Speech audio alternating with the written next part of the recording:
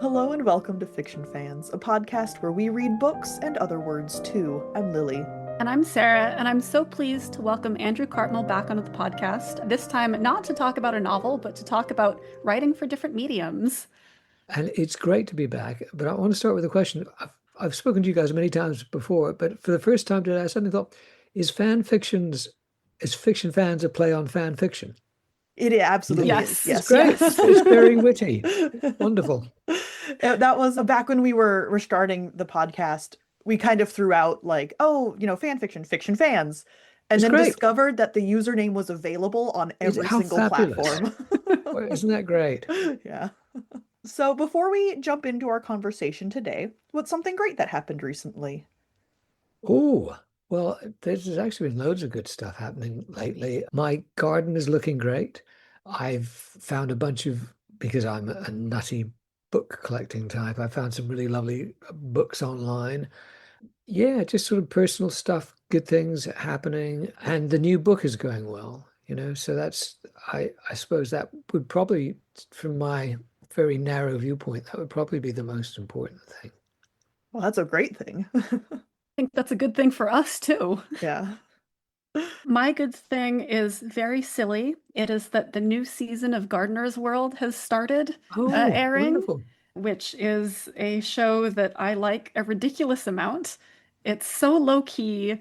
It's genuinely just so relaxing. Gardens become more and more important, I think, like if you get a place of your own, and they've become sort of paramount ever since, the days of lockdown. You just realize how valuable they are. Absolutely. And Gardener's World, I mean, because it is a British show and we have a very different climate here, there's not necessarily a ton of advice that's applicable to me, but it's still Yeah. really nice to watch. Yeah, I can imagine that.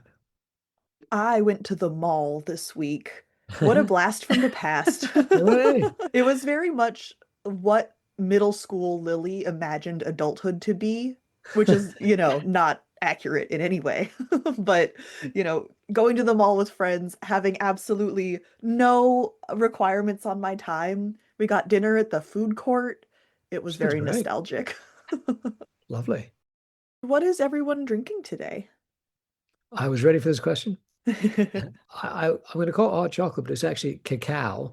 Ah, And the sweetening agent is coconut sugar, which I'd Ooh. recommend highly to anyone who hasn't tried it. I find it agrees with me a lot better than cane sugar, especially refined cane sugar. It's got a lovely flavor, and I don't have firm scientific proof, but I suspect it's probably better for you. does it taste much like coconut, or is it just mostly a sugar flavor? No, it when you sniff it, it's got a sort of kind of rich, slightly coconutty smell, but it's basically just kind of a not overpowering sweetness, but a very pleasant sweetness to it. That sounds great. Looks like brown sugar. I might have to go and acquire some for myself. Check does it out. sound good, I yeah. think because it's more of a slow release, it's better for you than sucrose. That's, I think, whatever glucose, whatever Kosas is. I had considered making hot chocolate in honor of your presence on thank the you. podcast, Andrew, but I ended up just making tea because that was easier. Can I change the great thing that's happened lately? Because it's like when people ask you the name of your favorite music, your mind goes blank. I've just suddenly thought of something. Of course. So Absolutely. I commissioned a friend to do a painting for me. Oh, Ooh. Yep. And what I thought I'd do is show you the painting. So what that is a painting. I've got a cupboard in which I keep a folding bicycle, for there is such a thing. And my friend Sarah, I commissioned her to do a painting of a cat girl riding a bicycle. So if you blow it out, and in fact, I'll put in another picture just so you can see. I've recently had the kitchen repainted. That's another. I know it's so middle class, but it's such a wonderful thing. And this is sort of a picture of it in situ, so you can see a bit more of the kitchen. So she made the background of the painting the same yellow as that I'm painting the kitchen with. that's lovely. I love it. Yeah, I love, yeah, oh, that's really pretty. And so I find things like that are so important aesthetically in your life. I mean, it's like every day you see it, and you feel good about it. So I think having a work of art in your house is quite a major thing. Absolutely. And correct me if I'm wrong, but Sarah has done art for some of your theater. You're so smart. Yes, absolutely. I was going to give a long explanation of who she was, and I just thought you guys would be bored. But no, that's one of her paintings for one of my plays behind me. I thought I recognized it. Yeah. Sarah Jane Docker. She's wonderful. So yeah, and it's great to pay a friend to create a piece of art that goes into your life and becomes an important part of your life. So I'm going to make that the wonderful thing that's happened lately, because I sort of went blanked a bit when you asked me that. And thank you for remembering Sarah. She's really is a great person. Yeah, well, you've had some really wonderful posters, so of course I'm going to remember the artist. Yeah, it's great. I mean, I think visual art is such an important part of life. This is going to sound like a real kind of swerve and irrelevant, but I'm rereading a book called Shogun by James Clavell, which is about, yeah, right, you know what it's about. And there's a sequence in which the samurai lords are just meeting in the huge castle, and like they're all just gathering in this room. And the room is just like grey stone, and there's a little niche in the grey stone, and there's a vase like with a single sprig of cherry blossom in it. And like these are these brutal samurai warlords, but they understand the importance of aesthetics. And also it's that wonderful Japanese thing that a little can mean so much. But I just thought it was such a powerful thing. Like even these bloodthirsty trained killers, they have poetry in their soul, you know.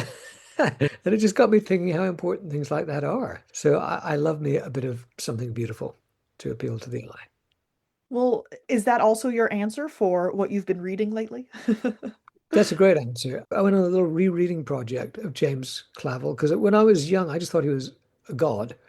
But I sort of stopped reading after Shogun. And so I caught up on some of his later books. I read one called Noble House, which was, I mean, it was really good. Like, it was a massive sprawling soap opera, and it was great in its own way. But Shogun, I think, is his masterwork. I think he probably peaked with that because he's obviously so committed to it. He's so fascinated by the material and the characters that comes through. It really is. I mean, the other books are supreme works of popular fiction, but this is something special, I would say. And I'm just loving it.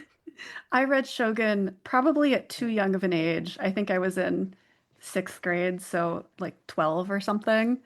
And I remember absolutely hating it. I'm sorry to say. What aspect of it did you hate?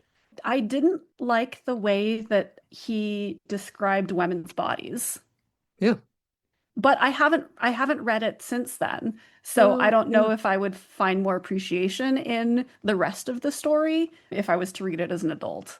It's definitely got a male gaze. If you wanted to build the case for defending that, the character is about as unreconstructed as you'd get. He's an Elizabethan Englishman. But of course, he's presented as being a barbarian, literally. And like his gradual civilization by the Japanese people is quite interesting. Yeah, it is something that I've thought about rereading at some point, but hard when you read a book a week for a podcast. you might be being a bit unfair on it because I'm not all the way through it, but there's just been a bit where he's on the ship with all the samurai and Mariko, who's the female samurai, who's eventually the love interest. And they're all bathing naked and they're totally relaxed about it, which is sort of unusual to him. And then later on, they're on the ship and she's dressed again. And it says he was more aware of her and aroused by her when she was dressed than when she was naked. So I think that's quite an insightful and enlightened thing. It is regarding women's that's bodies. the kind of nuance that goes over your head when you're 12. Yeah, it is entirely possible that I am being unfair to this novel. I will own that 100%. But anyway, so yeah, that's what I've been reading. Sarah, have you read anything non-podcast related? I do not have a good answer for this, I'm afraid. I have only been doing podcast reading lately. Fair. My answer is very one note, and listeners are going to be very sick of it by now, but I've been reading only nonfiction books about babies. That's where my head is at. Oh, wow, cool. Have you found a particularly good one? No. I've ordered a couple new ones, and I'm hoping I like them better. I started with the classic What to Expect When You're Expecting and found it very condescending. When I was growing up, there was a guru called, believe it or not, Dr. Spock, and his books were considered to be the last word on child rearing. Have you even heard of him, or has he passed completely from public consciousness? I haven't heard of him, but that could just How be... extraordinary. Yeah. I think that Spock in Star Trek was named after him, in fact. Really? That's cool.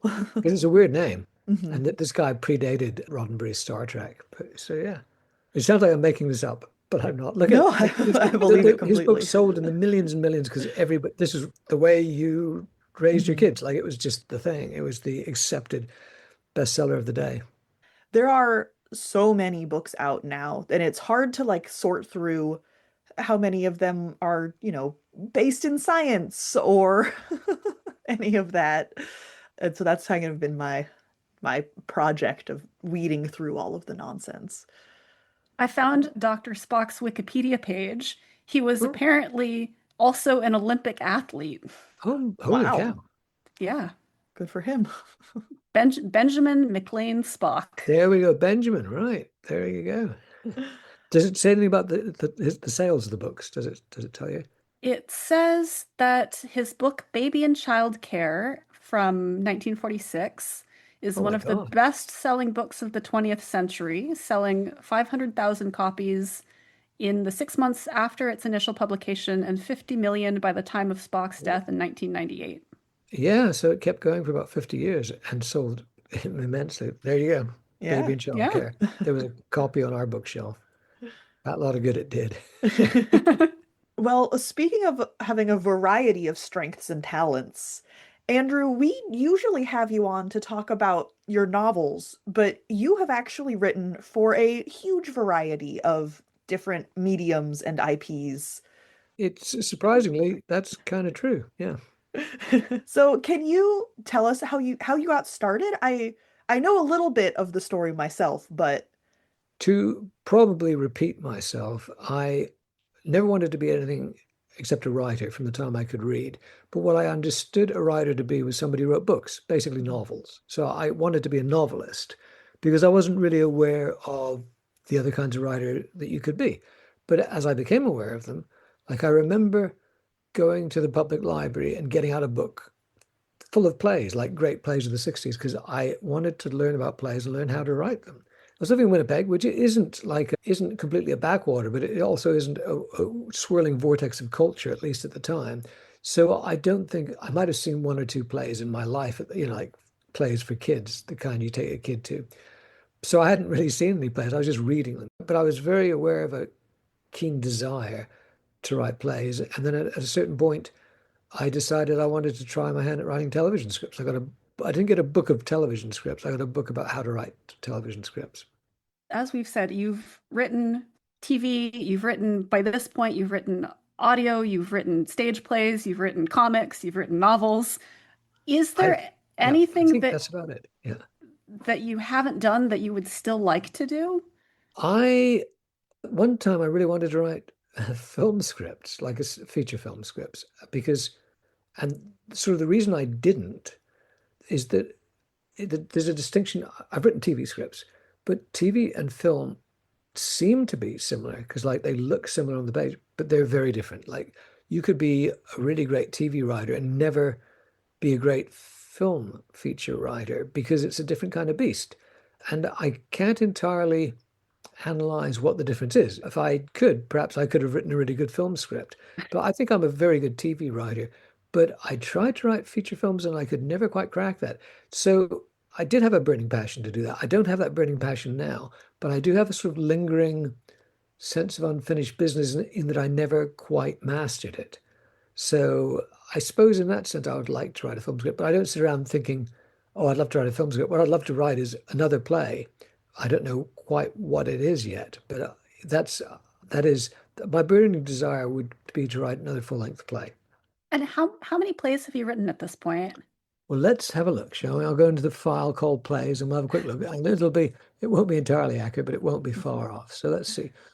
One, two, three. I'm going to say in the neighborhood between 20 and 30, because some of those were early efforts and some are unfinished, but so maybe 2 dozen plays, including shorter plays, full-length plays. Do you find that it's a little bit of a different skill set writing shorter plays versus full-length plays, or is it just the same process for you? Oh, interesting question.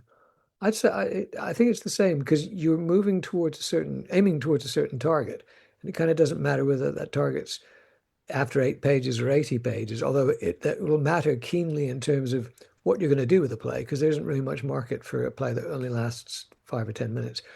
I mean, there are things you can do with it, but there's not much in the real world that you can launch it into. It'd have to be with a bunch of other stuff. from the outside at least, television has changed quite a bit over the years. Has playwriting changed, or just Yeah, the media? Yeah. in a couple of ways. There's a very clear answer to that. Back in the day, you'd say in the 1920s or 30s, you would have a three-act play, and it would have loads of characters in, because like you'd have somebody come on who's a servant, and they'd just say, "Oh, sir, there's someone at the door for you." That'd be it for the play. And that was partly because pay was lower, I guess, but also because you had repertory companies, and whoever had that tiny bit part in one play would have a better part in another play with the same company. But that sort of isn't the way it works now. So you don't want loads of characters in your plays. Although I did just see a genius play by Tom Stoppard called Arcadia, had loads of characters by modern standards. But I guess if you were Tom Stoppard, you could get away with it. So fewer characters. Forget three acts now. Forget even two acts. The commercial play that people want now would last about 60 to 75 minutes with no break. Because especially since the pandemic, people want to go to the theater relatively early and get home relatively early. They don't want to be out late. And that's fine, because like a 60 to 75-minute play is a good length, a length that I like to write. And also, although there's a lot of things you can do with an act break, you can sort of have a big revelation and let it sink in, and everybody goes out to the bar and talks about it. So that's wonderful. But I mean, that is the advantage of that. But having dispensed with that, what you get in return is velocity. Because what the downside of having an act break is all the energy goes, right? You have to build, you have to pump it all back up again when you restart the play. So it's having a continuous play. I suppose you could call it a one-act play, but one-act plays used to be short plays, very short plays. So that is the way in which that I am aware of the theater having changed, and that's just in the last 10, 20 years. It's funny that you mentioned people wanting to have shows start sooner so they can get home earlier, because I'm actually going to the theater this evening myself in San Francisco, and I was just talking with my aunt, we're going together, how glad I was that it was starting at 6:30 so that we could get home No, it's sooner. great. I mean, because then you get home and you still got some time. Otherwise, it's like midnight, you get to bed, it's 1 o'clock. It's great. It's great because I don't think it alters the experience, whether it's a matinee or mid-afternoon. I think it's the same show. And it just means that it's easier to slot into your life. Yeah, absolutely. And it opens up more days of the week, right? Like I wouldn't want to go, That's especially true. on a Sunday evening. Yeah.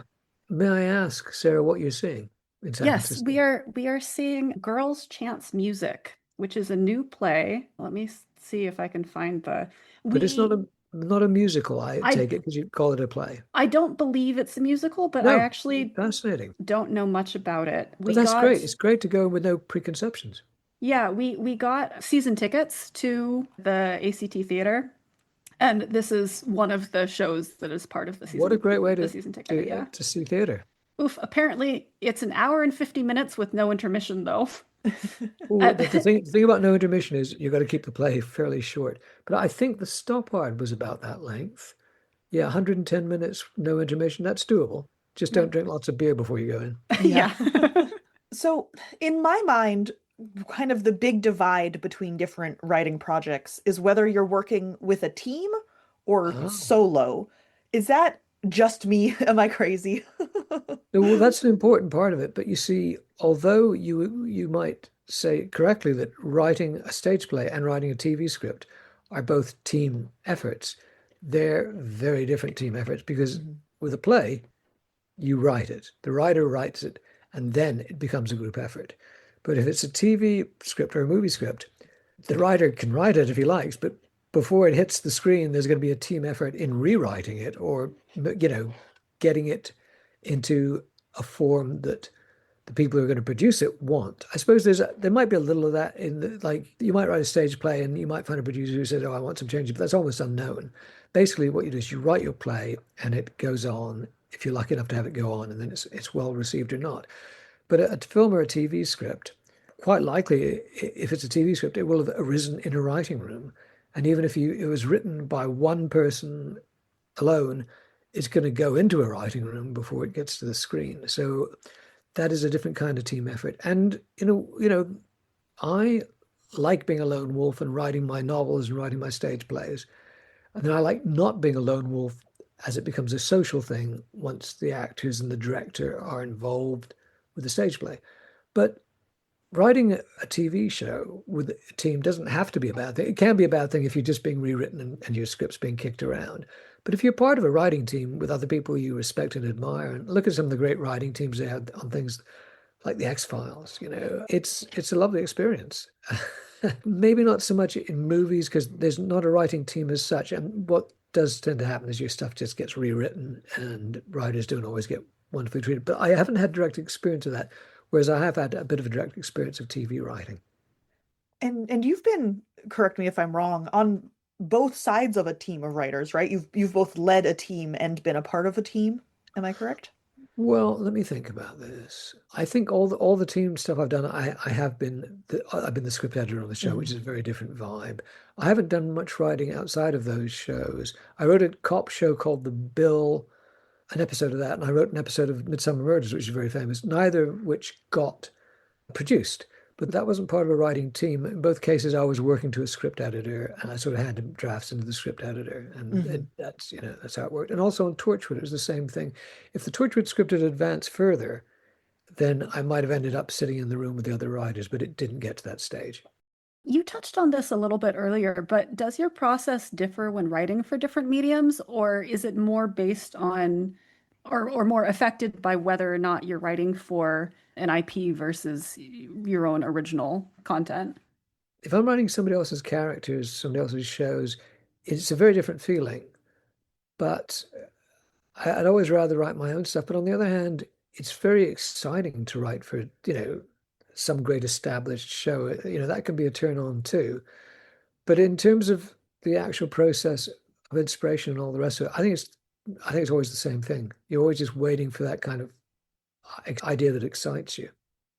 When you start working on a project and you have an idea for a new story, do you always know what format that story belongs in, or does it ever change over the course of the process?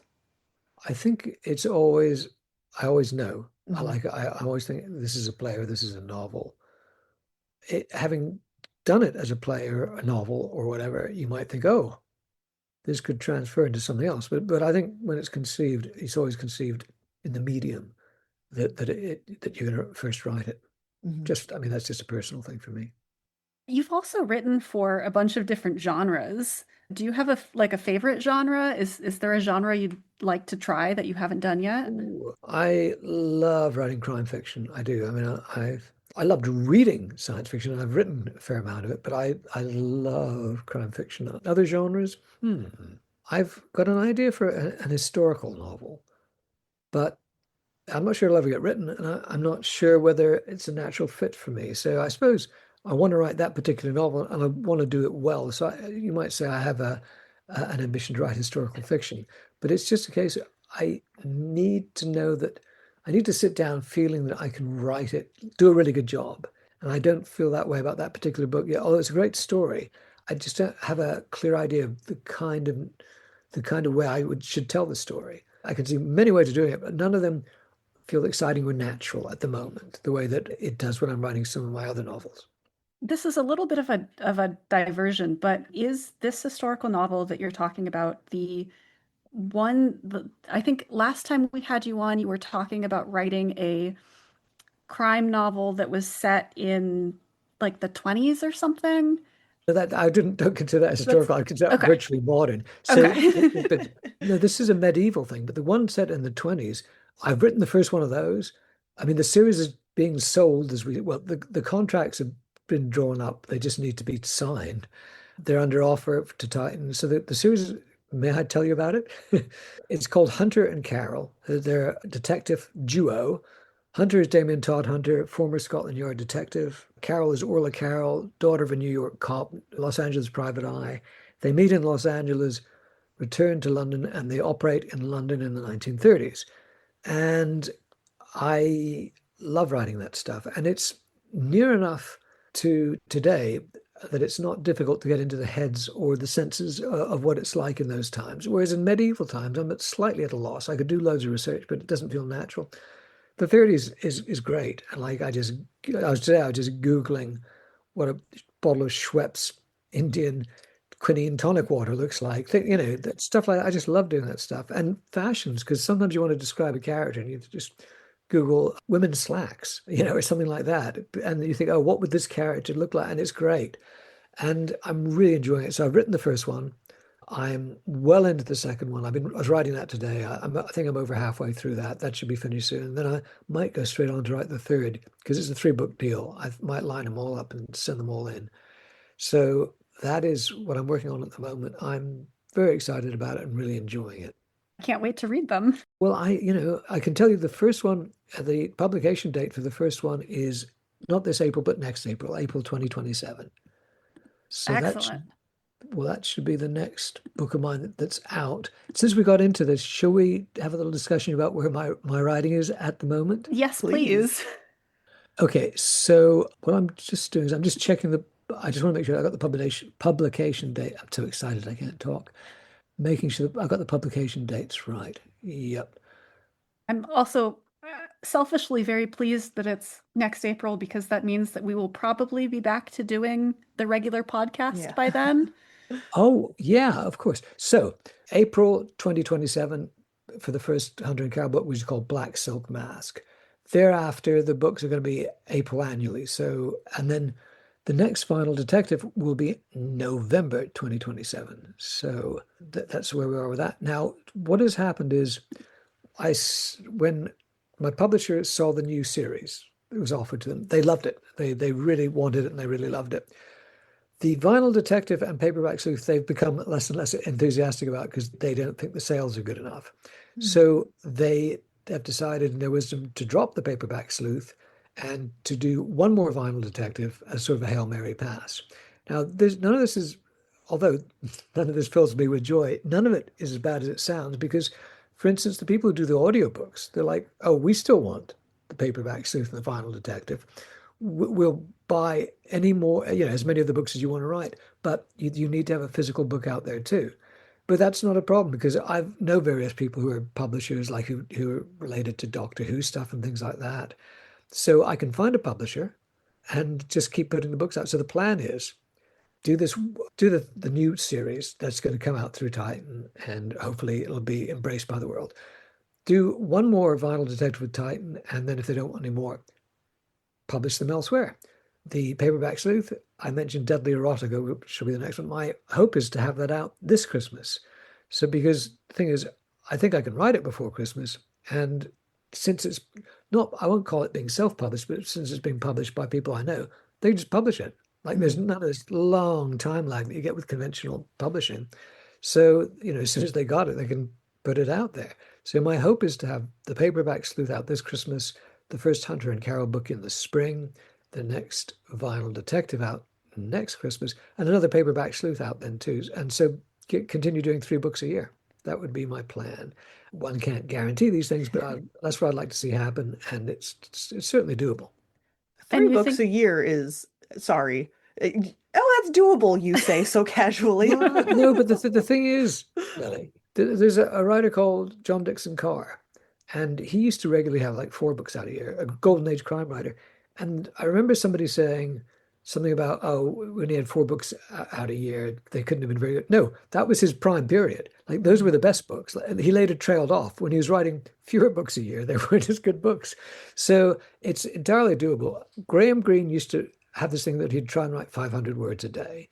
And Ben Aronovich and I adopted this. We actually call it a green. Like, have you done a green today? 500 words. But if you do 500 words a day, which really isn't that much, that's 2 books a year.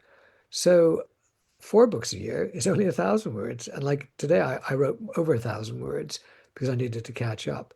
And it's really not that hard. 3 books a year, 750 words a day. Try it sometime. I mean, that's only like a couple of pages. And although it's, it can be very difficult. Like if your imagination dries up, obviously it's very hard. But if you've got a clear idea of what you want to write, and if you're excited about it, like I'm so excited about the Hunter and Carol series. It's a pleasure to write them, especially after doing the first book where I'm familiar with the characters. And it's fun to see as soon as I start writing about them, as soon as the characters start to get up to their hijinks, it's just great. And also the other thing that happened, having written the first novel, is I I had my central characters, but all these other characters arrived and decided to move in and stay. And they're really useful characters. Like my hero, Hunter, Damien Todd Hunter, he's ex-Scotland Yard, so he's a private detective, and so is his associate, Orla Carroll. But it's useful to have a cop, a proper full-time cop. So there's this old associate of Hunter's called Reeves, Angus Reeves, who was set up in the first book. And in this book, he's so useful because, like, you need to do stuff that only the actual cops can do. They have the resources and the authority to do it. So Reeves is cropping up all the time. And there's this spoilt young rich girl who's a real piece of work called Caprice. And she's proving to be great value too. So anyway, we're talking about how hard it is to write 3 books a year. If you love your characters and you've got some ideas you're excited about, the actual physical writing, you can do 750 words in an hour in the morning. It's quite easy to do that much. I think that we may have asked this in one of our previous interviews with you, so forgive me for the repetition, but do you find that your background in writing for TV helps with your ability to write quickly and do this, 500, 750 words a day? I don't think so. I think I'm just quite a fast writer. When I was writing TV scripts, I was writing them very fast, and they weren't bad scripts. Like anybody can write a bad script quickly, but these weren't bad scripts. So I'm just naturally quite a fast writer. Some writers are. There's a guy called Sterling Sillifant, who was sort of like a really toweringly important TV and film writer in the late 50s, 60s, and 70s. He wrote In the Heat of the Night, for which I think he won an Oscar. Anyway, he wrote really fast. And he wasn't always brilliant, but he was often brilliant. So on the other hand, some people take forever to write. Ben's speeding up. He's a lot faster than he used to be, but he's a very meticulous writer. And so, I certainly don't judge writers by this speed, because you can be a great writer and very slow, and a great writer and very fast. Certainly Thomas Harris, who's one of my favorite writers of all time, who wrote Silence of the Lambs and Hannibal. He's very slow. Like, a book every 10 years if you're lucky. But they're great books, so yeah, I don't think television writing informed my writing in terms of making me any faster. Do you think it informed your writing in other ways? Perhaps not, because I've always been a very visual writer, maybe in the sense that it taught me that dialogue is important, but I might have had an ear for dialogue anyway, because as I say, I've been reading those stage plays, so I've been thinking in those terms.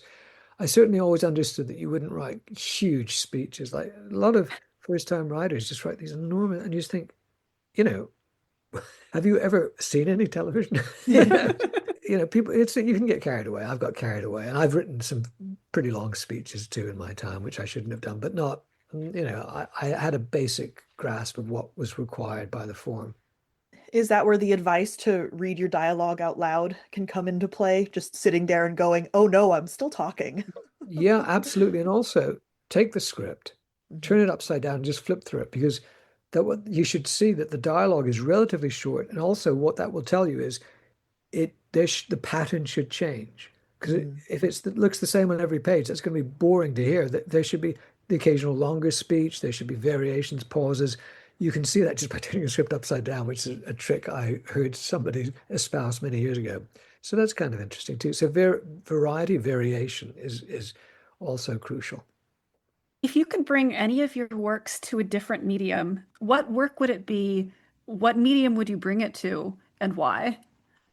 I've got a movie script that I want to turn into a stage play, because the resonance of it it's about Shakespeare. So the resonance of it being a play in a theater about Shakespeare just really works. And also it just kind of feels like a play, but I've been trying to boil it down, and I kind of sort of see what it needs, but it hasn't yet come to life, on the table.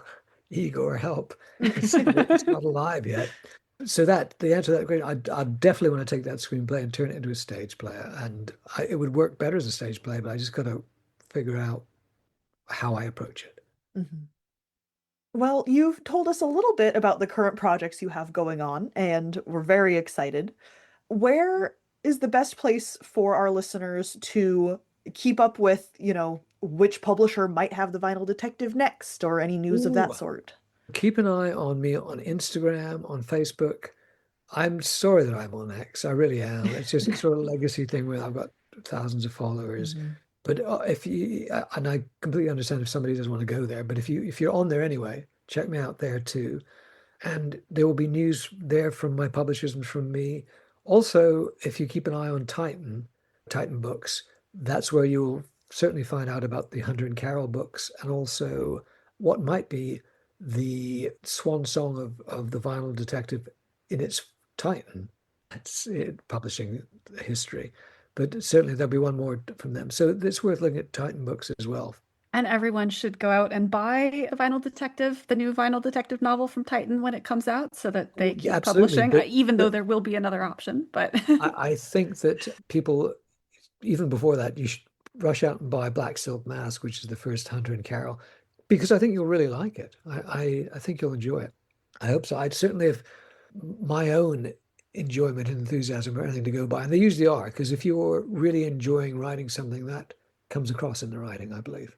Yeah, absolutely. Well, thank you so much for joining us. This has been really fun.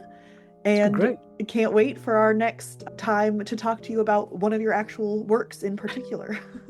Great. Whenever the scheduling suits you guys, you know the timetable of the various books and what's happening. So, please, anytime would be great. I really enjoy it.